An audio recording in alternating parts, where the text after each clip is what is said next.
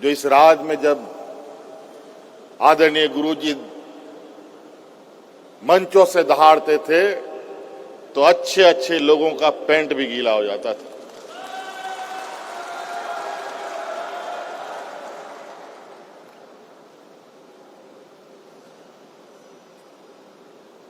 और आज इतने संघर्ष के बाद उम्र के एक पड़ाव में है, कई सारे लोग हैं। आज हमारे घर में भी बुजुर्गों की संख्या थोड़ी बढ़ी हुई है और आज पार्टी के अंदर में भी हमारे बुजुर्गों की संख्याएं बढ़ी हुई है, लेकिन बड़ी तेजी के साथ इसमें नई पीढ़ियों का भी समावेश हो रहा है और इस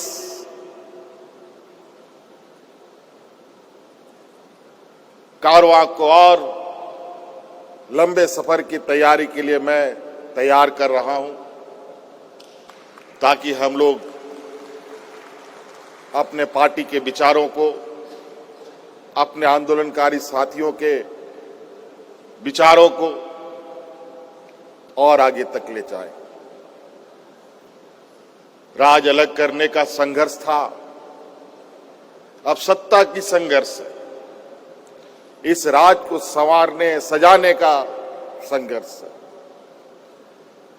ये झारखंड पूरे देश में, विश्व में सोने की चिड़िया के नाम से जाना जाता है,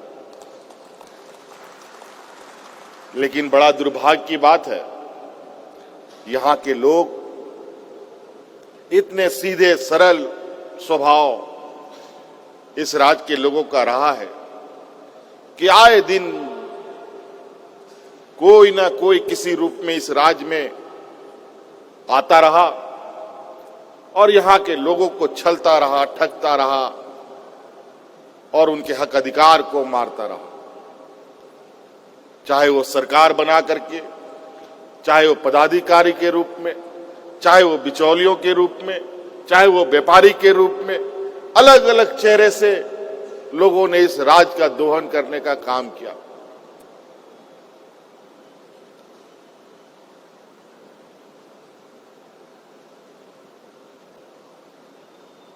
और ये बहुत विचित्र स्थिति इस राज्य में है। जो राज पूरे देश का पेट पालता हो, उस राज के लोग भूख से मरे, ये विश्वास करने की बात नहीं थी। लेकिन हमने ऐसे हालात देखे कि लोग यहां पर भूख से मरने के लिए मजबूर हुए। किसान को भगवान भरोसे छोड़ दिया गया। किसानों ने आत्महत्या करना शुरू कर दिया। जब किसान आत्महत्या करना शुरू कर दे तो आप अंदाजा लगा सकते हैं कि मानव जीवन चलेगा कैसे। आप खाएंगे क्या, हम खाएंगे क्या, राज्य की जनता क्या खाएगी, देश की जनता क्या खाएगा। इसीलिए देश आजाद होने के बाद इस राज्य को एक कृषि प्रधान देश भी कहा जाता है। इस देश को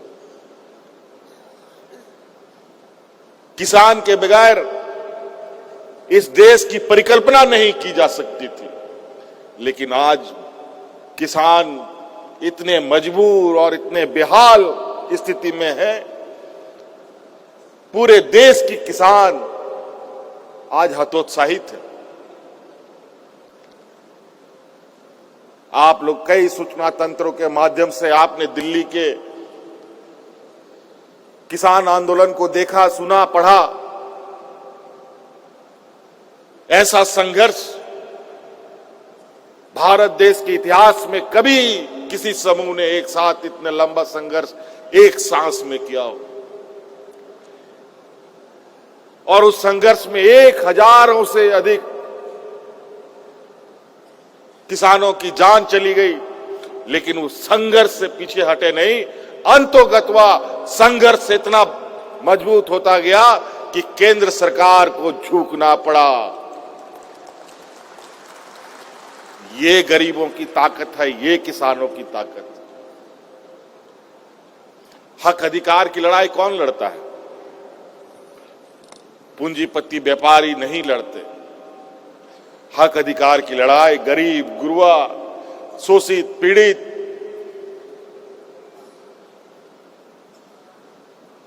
कमजोर लोग लड़ते हैं।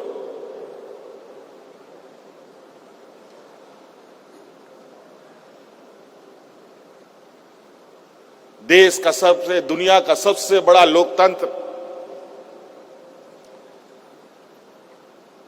भारत देश,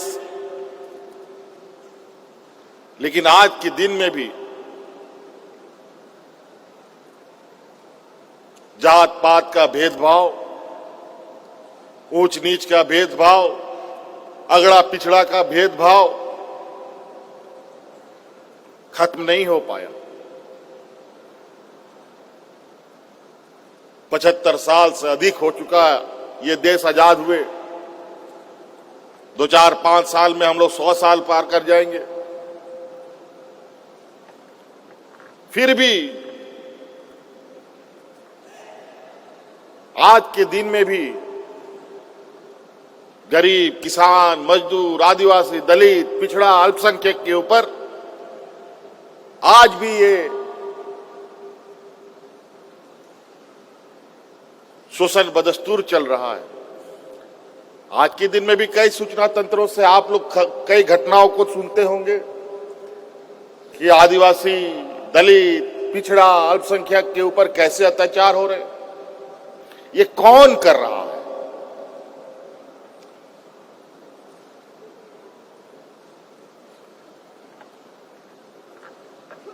ये हम ही लोगों के बीच में कुछ ऐसे लोग घुसे पड़े हैं जिनके माध्यम से ये सामंती विचार के लोग अपने षड्यंत्र को फैलाने में कामयाब होते हैं।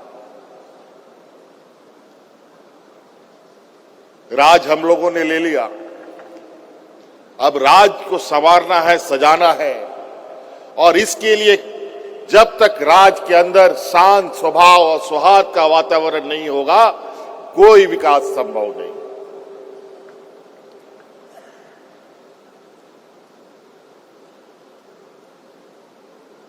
इसीलिए सबसे पहले